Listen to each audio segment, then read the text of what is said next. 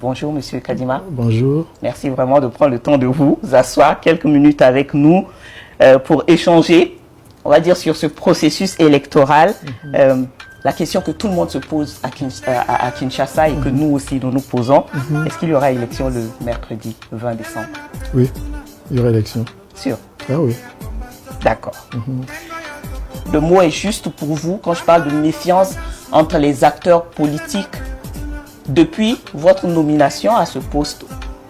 Écoutez, la méfiance est causée aussi par le fait que, parce que vous le savez, j'étais candidat, on était une centaine de candidats, finalement, c'est moi qui ai été sélectionné et je suis là, non pas parce que j'ai été favorisé par quelqu'un, mais c'est parce que mon profil avait été apprécié. Mais il y a des personnes qui ont pensé que je ne devais pas être à cet endroit, et pour des raisons assez subjectives. La tension qui en a découlé fait aussi partie d'une stratégie que j'ai eu à comprendre avec le temps. Une stratégie qui consiste à discréditer le processus électoral, discréditer le président de la commission ainsi que l'équipe autour de lui, ainsi un peu faire la préparation de la contestation qui viendra ultérieurement.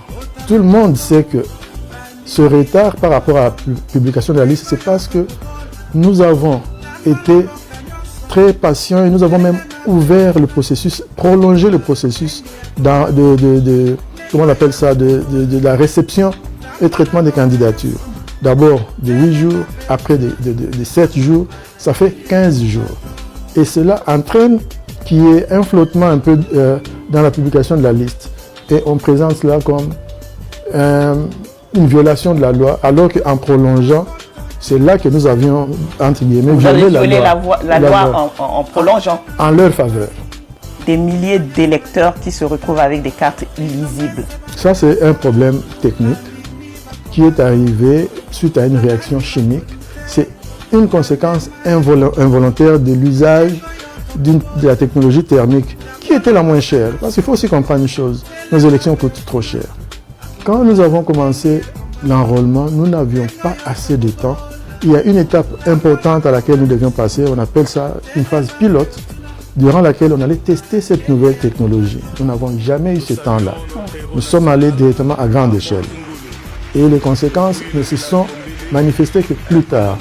Nous admettons que c'est malheureux, ça n'aurait pas dû être, parce que c'était un bon enrôlement. Nous avons enrôlé en 4 mois. Dans ce pays, on n'a jamais enrôlé en 4 mois.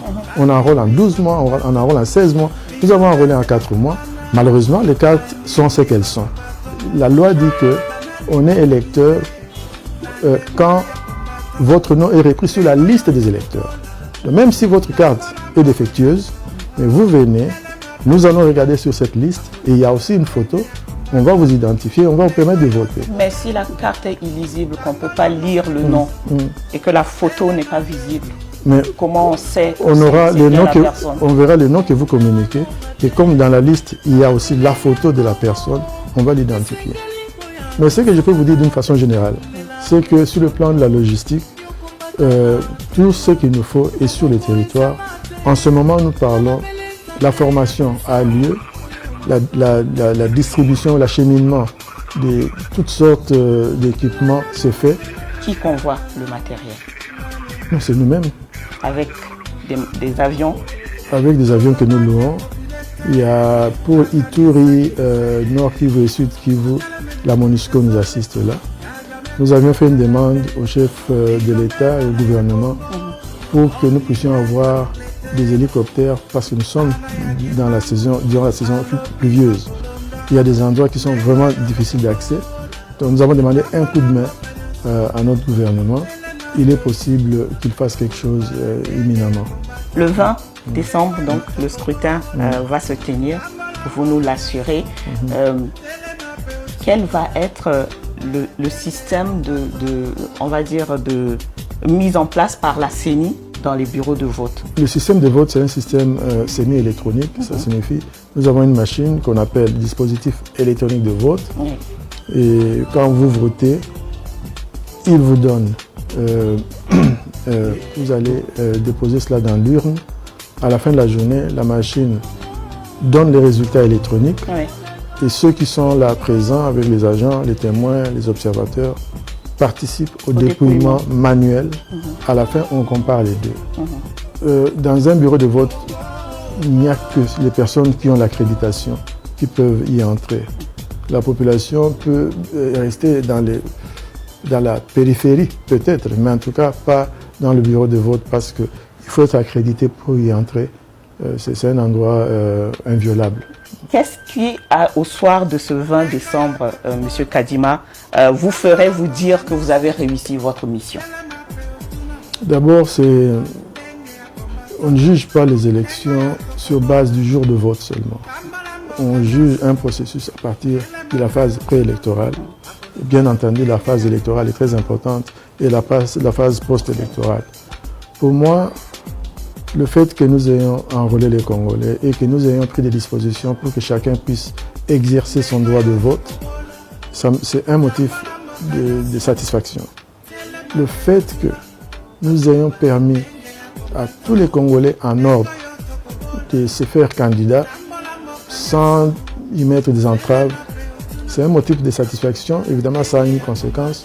Nous avons 100 000 candidats dans ce pays. 100 000. En 2018, il y avait 35 000 candidats. Cette fois-ci, nous en avons 100 000. C'est la taille de la population de Seychelles. Et ça, ce n'est que des candidats. Ça signifie quoi?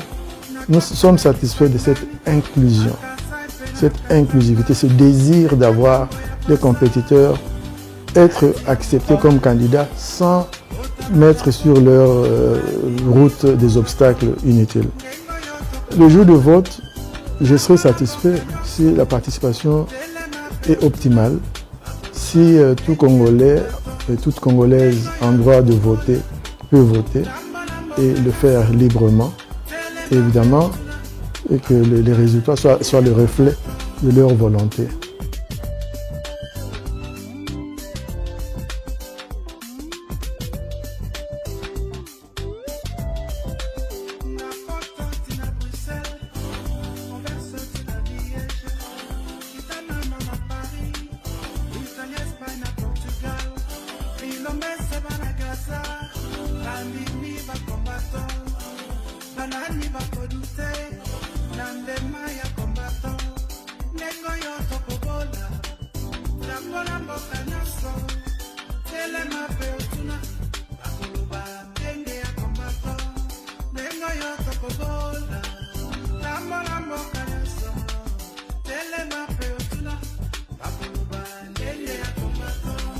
Nous saluons notre héros national, Armand Tungulu.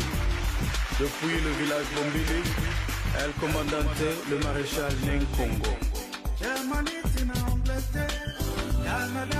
Jusqu'à 17h, heure locale. J'en appelle solennellement à l'esprit de civisme et de tolérance pour que triomphe la démocratie dans notre pays, socle de notre développement. Je demande aux candidats de nous faire confiance et de s'abstenir des déclarations inflammatoires pendant cette période sensible.